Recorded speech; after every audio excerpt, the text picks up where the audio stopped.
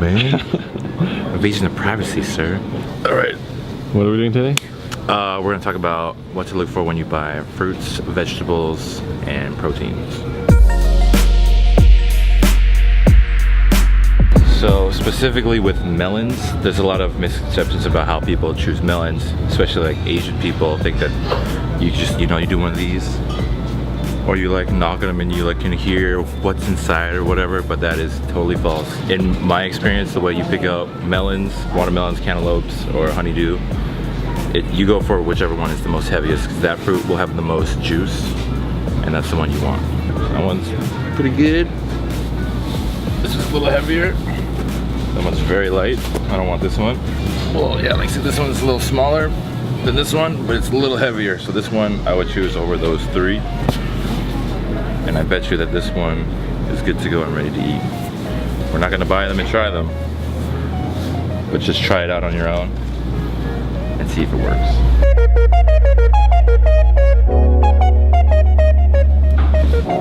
Sweet. So when you pick avocados, you can almost always tell by the color. If they're green, that means that they're gonna be really hard and not ready to eat. You wanna look for something that's more dark brown or black. You want the avocado to give a little bit. You should be able to like push the skin in, and it should like feel almost like this right here. Or you can like push it in like this right here. It's not giving it all. It's very hard, rock solid. That means the fruit on the inside is gonna be hard. You want an avocado to be soft. But when you buy it, you want it to be hard, right? I mean, that's also, if you buy avocados hard, you want to wait like a week to eat them, but they'll ripen. And if you put them in a brown paper bag, not in a refrigerator, like out, it will ripen much more faster that way. By itself or with other avocados? With other avocados or by itself. Does that have to be a brown paper bag? Yes. Why does that have to be brown? I have no idea. People would say if you put a banana in a bag full of avocados, it will make the avocados ripen much faster. I don't know why. I've never tried it, but a lot of people do that. A lot of chefs do that. And it seems to work.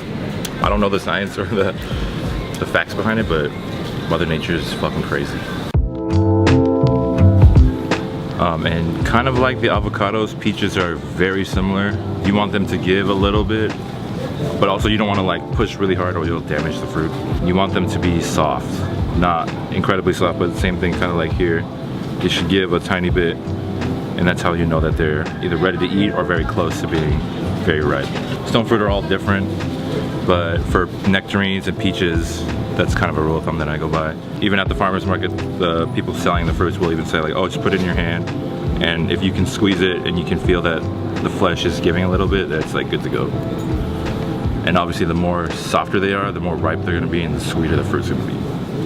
And the harder they are, the less sweet and more crunchy they're gonna be, which is also not a bad thing, because sometimes using crunchy and unripe stone fruit can be really good on salad or anything like that. It can give like texture and tartness to something. But if we're looking for just to eat fruit in your hand or cut up at your house, you want it to be pretty soft.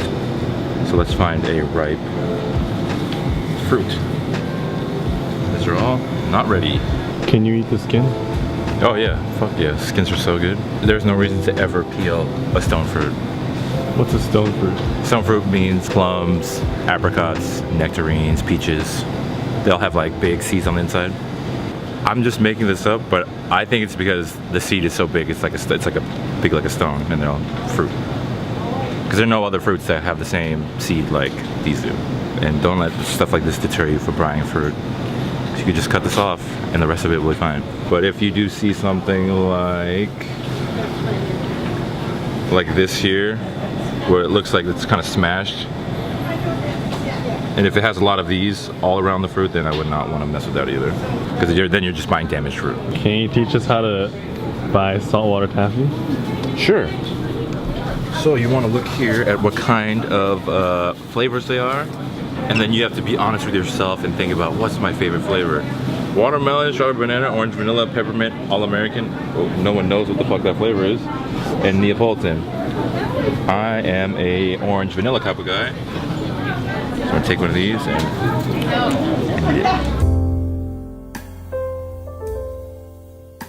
eat it. One thing to think about when you buy produce, like this seems like it's pretty like what's the word I'm looking for? Convenient, because oh, you have all these sheets of Napa cabbage, but it's better to buy the whole cabbage than to buy the leaves. You can already see that they're like, it's really brown here, and it's like, doesn't look that tasty at all. And right here it's kind of oxidizing because they probably cut this probably like a couple days ago, and that's why it looks all shitty like that. But when you keep it on the actual head, it will last much longer, and you can keep it for a much longer time. Convenience over quality is not something that, it's something that people always like forget. Just because it's like ready doesn't mean it's better.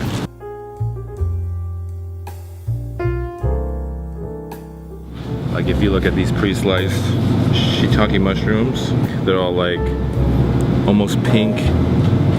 It's like a pink color and not white in the flesh. It's because they have been cut and have been oxidizing for only the manufacturer knows. If you just buy one of these, or like this many, it will only take you like at the most maybe 2 minutes to cut this much. Also, and if you don't know how to cut your vegetables, we also have a video for that. Link in the description. I mean, there's a clear difference between this, and this. This is like, we'll just say it like this. This is alive, this is dying, and this is pretty much dead.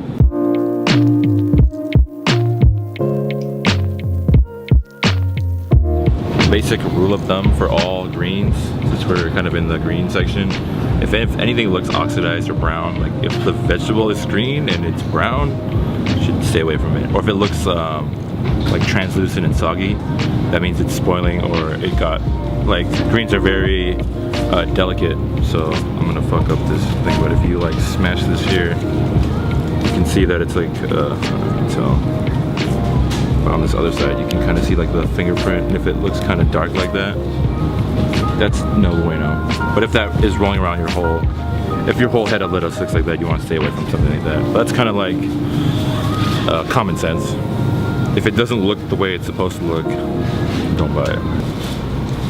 This bok choy, it looks really good. Like, it's very green, except for at the tips there's a little bit of yellow and brown, which that in this case is fine, because all you need to do is take that off and it's just as good. You're gonna lose this, but you're not really losing that much. But if the whole thing looks yellow and brown, like this is probably gonna sit here for another, unless someone buys this today, this is gonna sit here, and this brown and yellow is just gonna slowly take over this whole thing, and then they're gonna throw it away. Even this, like, you could buy this one now and just get rid of this, and it's still just as good. This one's actually more green than this one. It's like taking care of yourself. If you look at your body and there's something wrong, then you have to fix it. Or same with vegetables, they're all living things.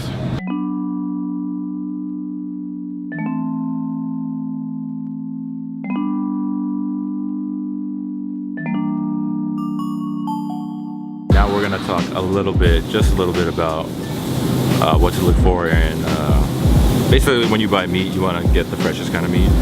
And there are a few things that you can look for when you're looking for a fresh cut piece of meat. Usually when you buy meat, there's a date of when it was processed. That's one thing to look for, but that won't tell you how well it was like kept or taken care of. So,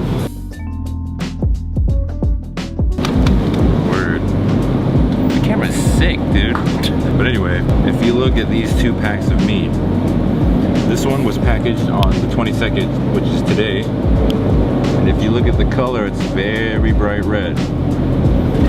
This value pack was packaged yesterday, and the meat is not as red. It's hard to tell on this camera, but it's a little like more pink and not so bright red. It's not to say that it's less delicious than this pack, but this was processed today, this was processed yesterday. In my opinion, this will probably taste better because has not been sitting in this plastic packaging with styrofoam. Is this okay? Oh, and also this fucking shit was packaged on the 20th. That's what, 2 days ago. And look, it's clearly much different color. And like Jason was just saying, it's kind of like brown and getting oxidized here because it's been sitting in this fucking package for 2 days. Gross. Not disgusting, but there's better options is what I'm trying to say. vacuum sealing is always better than this, because there's air in here. Air is going to oxidize the meat.